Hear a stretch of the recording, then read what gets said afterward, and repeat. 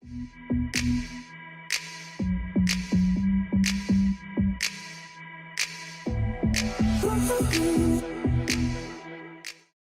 everybody, we are here with our Chronos guy. We'll be playing Chronos in the duo lane. The duo lane right now is super leaning into auto attack mages, Chronos' souls, Freya's of the world. So that is where we'll be playing him. We'll be grabbing a Hunter's Blessing, tier 1 Emerald Ring, and some potions for sustain, and of course our Purification Beast. Right now, the meta is leaning pretty hard into Hunter middles and mages in the duo lane. This is not like only Hunter middles and only mages in duo, but pretty much 80-20. Also expect to see this type of meta break out in the pro scene as well. Talked to a couple pro players, and they've talked about it leaning very heavily into Hunter mids and mages in duo. So on Chronos, we are going to get our first ability at level 1. This is also going to be the ability that we max out first. This is your basic damaging ability. It is a small circle. It is on a low cooldown, and all it does is damages enemies in the area. Has a little delay on it between the cast time and the damage. And if you can get good at hitting this ability on Chronos, you can get really, really good at Chronos. A lot of it comes down to consistently being able to hit this ability. We're going to be using it on the archers, trying to clear out those archers here. You can see the other Chronos as well ran right up to the archers and tried to use it to clear them as well. That's what you're primarily using it right here in the lane. You want to use it for the clear. I got level 2, which is very nice. And now I can use it to go ahead and spam some nice damage over here on this Kuzenbo. We get our 3 at level 2. This is going to be a line ability. It is a line ability that is got a kind of unique feature on it. It's called a ramp up stun. So what that means is this ability is actually a slow at first, and then after just a little bit of time, it ramps up and becomes a stun. I'm gonna go ahead and throw down my beads right now. Holy gankarunskis. Trying to get away from this one. That's a lot of people in the duo lane. Popular, I wanna be popular. So we're gonna run away from the race car. That is Pele. So this ability right here, you throw it out. People hit by it have their attack speed, and it attack speed, movement speed reduced, and it ramps up to a stun. That stun is going to be for 1 second, and it is a double damage proc. So this ability does damage at first. When you hit it, it does this, and then it does it a second time when the actual stun effect goes off. So if you watch the creeps, they'll take 1 round of damage and then a second round of damage. Run away from the Kappa, and also run away from Chronos, and back it right back on up. We're gonna be working on our boots here. If you get very, very ahead in the lane, you can go ahead and go right into a Ring of Hecate. If you're feeling confident, maybe you get a First Blood. You've got really good lane pressure, you can go right into it. Or more standardly, you can go for your boots.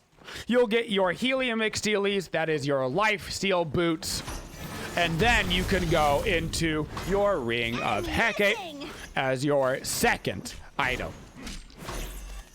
So at level 3, I got a second point into my 1. This is going to be for the lane clear. You can go right to getting a point in your 2. Your 2 is kind of a getaway skill, kind of an aggressive ability. So we'll talk about that. The way that your 2 works is it has 4 different sections. You can see that Chronos, the entire time there's kind of this time clock going.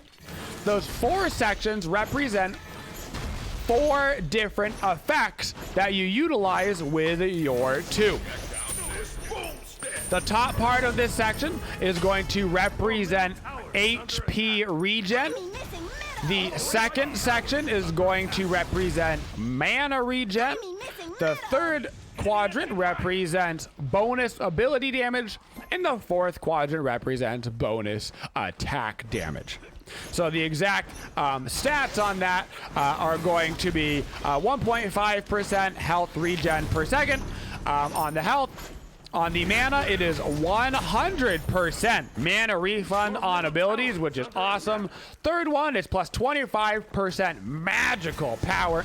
And on the fourth one, it's plus 35% magical power contribution to basic attacks. That is what those 4 quadrants are going to do. But not only is it just those 4 quadrants, it also gives you bonus movement speed, which is actually more movement speed right when you click it compared to the very end. Or excuse me, it's more at the very end than when you click it. So you get 20% initial plus another up to 20% ramp up over time. And it gives you additional attack speed from 15 to 35%, and this effect lasts for 7 seconds. In the early stages of the game, I recommend using that second quadrant for the mana. Watch me use it. I'm gonna go use my 3, use my 1. So basically, I'm saving a bunch of mana on my rotation. So if you're having mana problems on Chronos, make sure you're using that second quadrant more often. It's going to give you so much sustain in the lane to just chill out and spam all your abilities for the clear. Of course, don't feel afraid to go ahead and use that first ability as well for the actual HP sustain, but I've got a feeling you're going to be having more problems with mana consumption than you are with HP consumption. Backing up, we're getting our Shoes of the Magi. These are our Healy McSeelies, and a couple of wards here for the laning phase to make sure we don't get ganked. You can see how popular we are over here in the duo lane. Chronos' passive is pretty straightforward, a little bit boring on the passive, but certainly not bad. Every 2 minutes that passes in Smite, in the literal in-game time, Chronos will gain 5 magical power. This can stack up to 25 times. That means that you gain 5 magical power per 2 minutes passed, up to the 50-minute marker. Pretty much no Smite games are going 50 minutes right now, so you won't have to worry about the full potential magical power gain.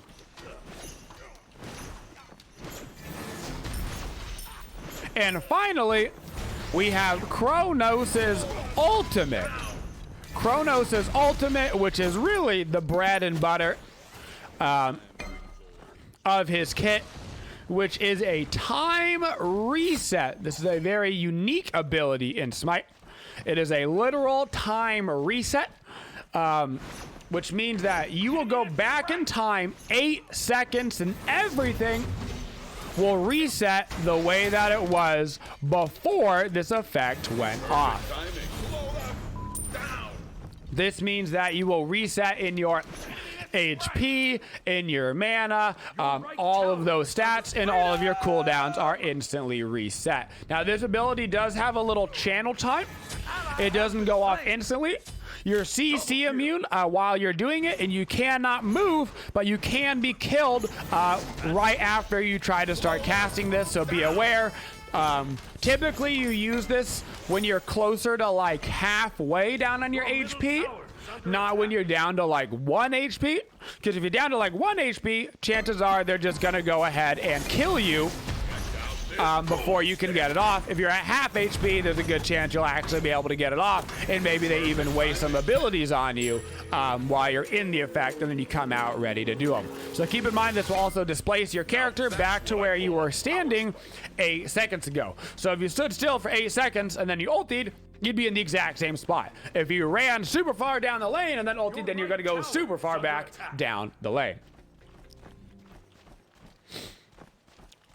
So in the duo lane, our #1 concern is just going to be farming, whether it's picking up oracles or the purple buff, whatever. Our primary concern is maximizing our farm, looking, of course, for opportunities to fight when we can. So you can level up either your 2 or your 3 second on Chronos. This actually comes down to preference. You'll see various players do both, and so I don't mind you doing either one. Find out whichever one feels better for your playstyle. I prefer to do it a little bit more on the ability side. So I like to rank up the 3 because this is going to lower the stun cooldown, which I feel like allows me to play more aggressive. You might not feel the same way. You might want to go ahead and level up the 2 for the increased attack speed and movement speed. What you just saw right there was Chronos using his ultimate. I got enough pressure on him. He knew that he had to use it, so he pressed his ulti to reset back towards his tower line, which is where he was about 8 seconds ago. Gonna try to make it over to this Pele, get some huge damage. I don't know if he has beads or not, but it doesn't matter, he's dead. Either way, that's a good play from Ares. Now this Chronos is in a lot of trouble. I'm gonna go ahead and use my 2 to get this bonus movement speed, and our Izanami is gonna walk right up and get a free, clean kill. Gonna walk back to make sure I get credit for my creeps. So Ring of Hecate is one of the newest, latest, and greatest items to Smite.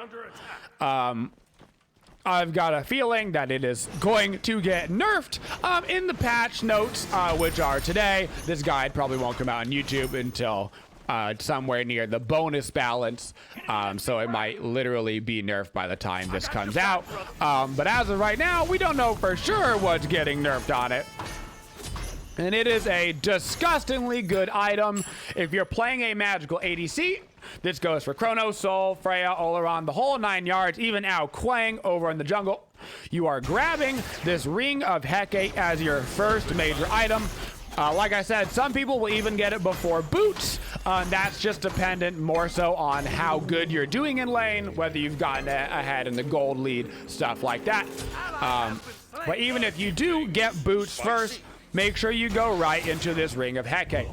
It gives you 80 magical power, 30% attack speed, 20% magical lifesteal, and most importantly, the passive is a 5% power swing per auto attack that you land on God. This goes up to 15% increased power for you and 15% decreased power for them, so a 30% swap, and it increases your healing received. Healing received means everything from Aphrodite heal to your own lifesteal.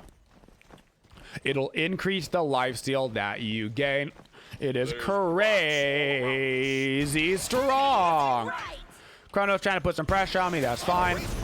We're going to hit each other with those stuns, but I'm going to go ahead and beads his, and I'll be able to put him down before he can do anything. You can see how low he was in HP when he went for that ultimate. I preemptively beads his stun to make sure that I would have enough damage to kill him. When you're shoving towers on Chronos, always use that 4th quadrant.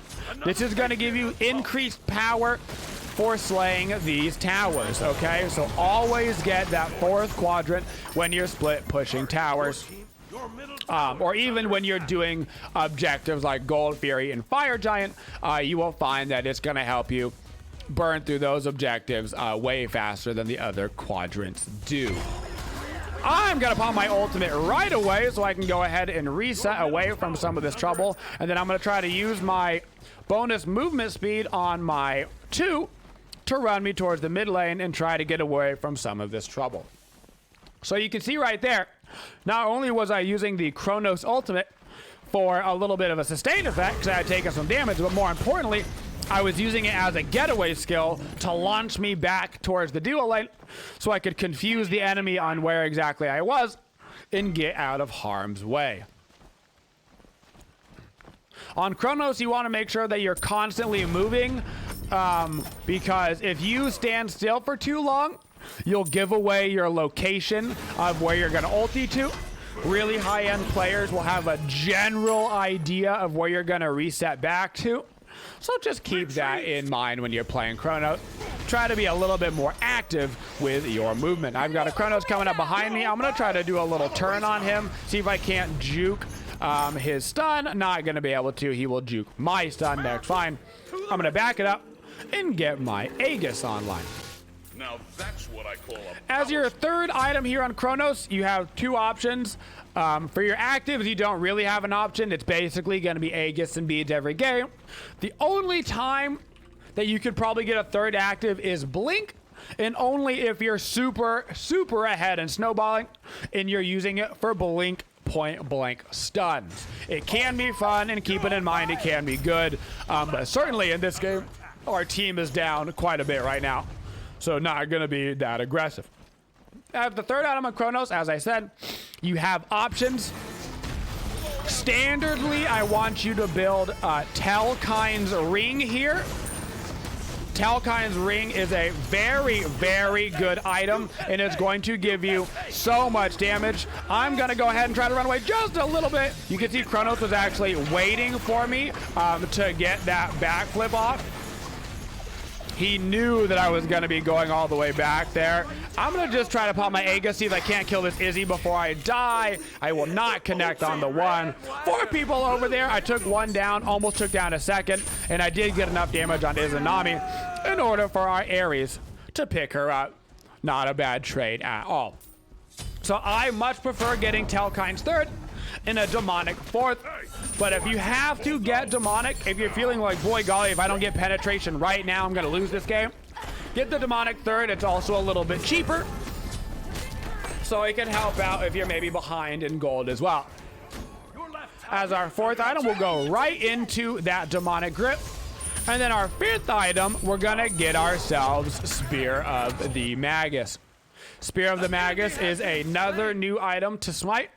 In terms of what it does, it's going to give you a bunch of power, a little bit of pen, and most importantly, the passive. When you damage an enemy god with an ability, you mark them and they take an increased 7.5% damage from all sources. This is, yes, going to include your entire team. No, you cannot have it procced on more than one person at a time. It only procs every 10 seconds, and it works on one. Got to be a little bit careful here with this Izanami. He actually wants to go aggressive, it looks like. I'm just going to kind of do a little run around in circles so he doesn't go too aggressive on me and distract them, so my team can get the Gold Fury. Heading back over to lane, because I don't want to fall too far behind an XP, and I know there's a big wave over here. We'll go to lane first, and then we'll grab ourselves our purple buff. So, for me personally, my Chronos level order is 1, 3, 2, 4. Make sure you get 1 point in your ultimate, so you have it. But I prefer 1, 3, 2, 4. I like a little bit more ability damage coming out of my Chronos. For the most part, all the ulti does is give you 5 seconds off your cooldown. This means at the end of the game, it is 20 seconds, which is significant. But I much prefer to utilize it rarely and just try to position myself properly so I don't need it. That way I can utilize the bonus damage effects from some of the other abilities, the extra movement speed, attack speed, and get that out first. So I'd actually recommend leveling that ultimate up last. Just get yourself 1 point in it. As we're moving into this fight, I'm trying to wait for my third or fourth quadrant before I start looking for my 2. Gonna throw some abilities over the walls. Keep in mind that Chronos is 1 you can throw over walls, and Chronos is 3 also goes through walls. So you can use that 3 right on through the walls and get that stun off on people, maybe secure a kill with it. Your 2 is obviously a self buff, and because your ultimate takes you back to where you were 8 seconds ago, it can technically bring you back around a wall if you had run around a wall recently. They're going to be able to burn the Fire Giant very quick if you actually go for it. Fire Giant is a pushover nowadays. It is an absolute baby. And so it dies extremely quickly. I'm going to pop my ulti right now. You can see as soon as I saw that I was in a position that I might be in trouble, I immediately popped my ultimate. I was already down to half health by the time it went up, but it guaranteed keeps me alive through all of that nonsense, which is what I'm looking for. She secured her red buff. How dare she? Retreat. Go ahead and just run away from this one. I'm not even going to go for it. They're purple. because I'm a little bit concerned that the Kuzenbo is just going to follow me. So I'm just going to grab, oh yeah, look at that. Speaking of being followed, there's going to be a Kuzenbo over here. There's going to be a Pele over here. I've got both my actives up, but I'm pretty much out of mana. They might actually take my purple buff if we're not careful.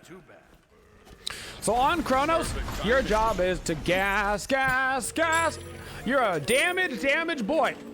1v1s are your friend. You absolutely do not mind taking 1v1s. A lot of your 1v1 potential is going to come down to whether or not you land your 3. If you land your stun, you guaranteed set up your 1.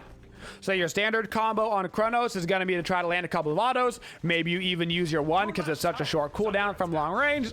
And once you get a little bit closer to the enemy, try to use your 3. Obviously, the closer you are to them, the easier it'll be for you to hit. And if you land your 3, you know they're going to get stunned. So then you can guaranteed follow up with your 1 damage. I'm trying to throw my 3 through the wall to help out my friend, try to keep him alive. My will not connect on the stun, but those auto attacks, you can see how hard they hit when I get that 4th quadrant going. Looking towards Nike, once again waiting for the 4th quadrant, and now I'm coming in. We're gonna land a triple stun right here, and we're gonna be able to annihilate all of them, and now head over to the Fire Giant. That 3 goes through everybody on the enemy team. It goes through minions, it goes through gods, it goes through everything. We have the demonic grip, the Telkinds, everything online, and of course, we have our quadrant procced on 4. 4 is really going to be the main quadrant that you use. You might use your 3 sometimes because of the ability-based damage if you need it. You're going to use the 2, like I said, a lot in the early game, that 2nd quadrant, in order to get the mana back. And your 1 is actually a great quadrant to use when you're not fighting. Just to sustain back up to a full HP in between fights, it's a great way to go ahead and use that 1st quadrant. Gold Fury's about to spawn, so I want to go get set up for that. Red buff is up. I'd like to grab this red buff as well. And now we can head over to the Oni Fury. Spear of the Magus is a pretty cheap item, only $24.50. So this build is not particularly expensive, and it is really good. This is actually the standard build currently for all magical based auto attackers. Yes, this goes for Ao Kuang as well, and all the regular suspects, Freya, Oleron, all those ones we've been talking about. There's basically no deviation in this build. The math is just... The math on it is just real good. The damage scaling on it is really good. It doesn't really have a weak point. It's good throughout all portions of the game. The one exception to this rule is Typhon's Fang. Sometimes on certain gods, particularly on Freya and Soul, you will see Ring of Hecate. You will see Ring of Hecate, Healy McSeely boots, and then 3rd item, Typhon's Fang. This goes for some of the gods that have built-in healing in their kit. So particularly Freya, because she heals with her on passive, but also for Soul and Oleron, you will sometimes see this. So keep that in mind, that sometimes that is going to happen. Oh, we're gonna barely get out for ulti right here. I got a little bit greedy with how long I waited to use that, but it's gonna be okay. We're gonna get out with just a little bit of HP. I probably should have honestly used my ultimate about 2 seconds earlier during that fight. We can probably keep shoving up in the left lane here. I'm a Chronos. I'm really large. We've got Oni creeps coming up. I just got to make sure I don't get one shot, but I still got my actives up, so I think everything's going to be okay. Waiting, of course, for that legendary 4th quadrant. Focusing the Phoenix first. Look how fast this Phoenix is dying. Gonna pop my beads and look for the Chronos. Can't reach him, so I'm switching targets back to Kuzenbo.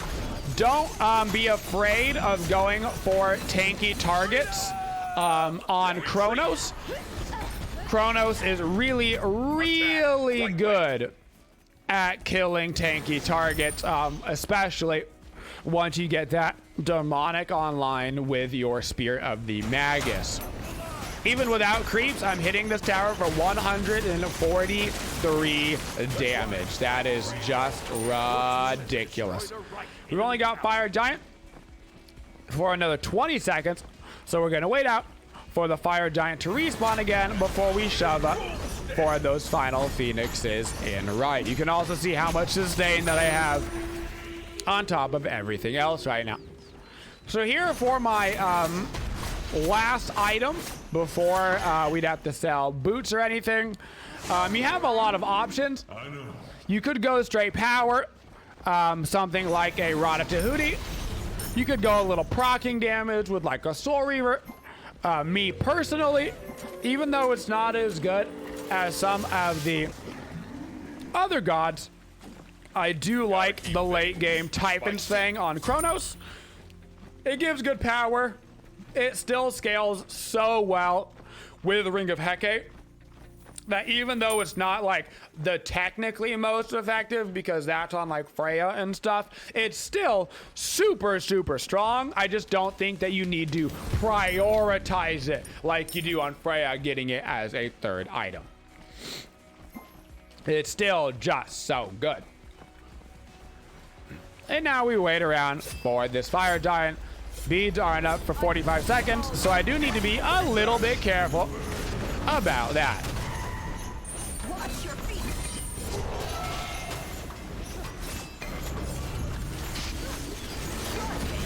Okay, using my 1 for secure right there, following up with my 3 stun on that Kuzi bow. Gonna wait out the Aegis on Chronos, make sure we get that damage off on him. I gotta be careful, this Izanami's dashing in! Okay, so what I should have done right there, the second I saw that Izanami actually dash into that fight because he's got crit, what I should have done is I actually should have Aegis, I should have ultimated immediately because I knew he was gonna turn on me. And because I didn't do that, what I should have done after that is I should have Aegis'd. I popped my ultimate instead about a second later than I should have. And then I did an Aegis, which was basically a 2-pronged mistake right there.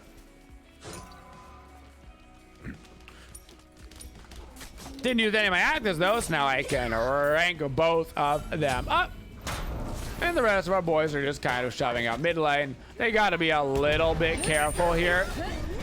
That's a Thorns on the Nike. Kuzenbo is a giant Thorns.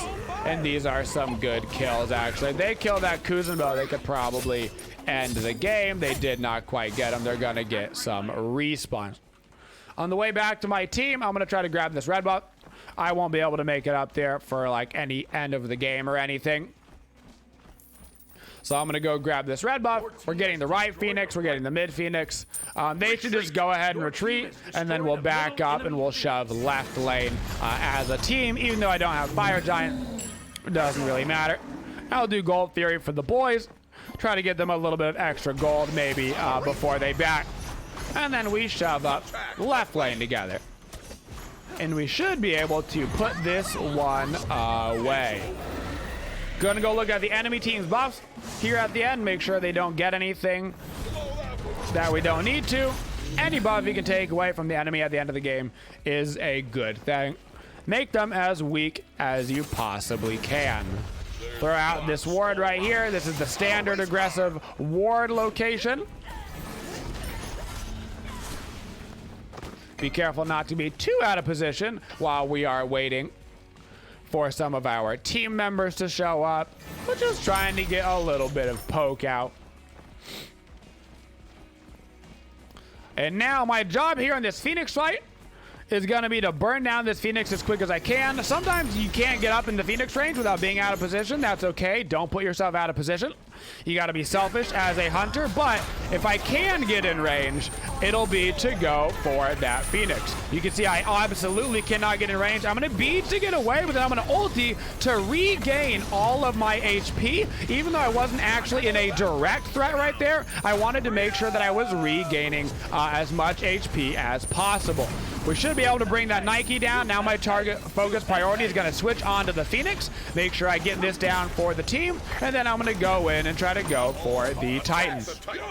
We got some creeps into the Titan room. I'm going to make sure these mid creeps are coming in as well. Throwing down my stun onto Kuzenbo, smacking that 4th quadrant for the extra damage, and slaying the Chaos Titan for the victory. So on your magical ADCs, like I said, very standard build. Only difference for this is going to be that Typhon's Fang maybe a little bit earlier on some of those magical ADCs. But other than that, if you're not confident in hitting your 1 by itself, use the 3 first. It's an easier ability to hit. You get the stun, then you follow it up with the 1, no problemo. And as you get into the later stages of the game, almost always use that 4th quadrant. And in the early stages of the game, when you're just farming the minions, almost always use that 2nd quadrant for that mana sustain. And that is your Time Lord guide.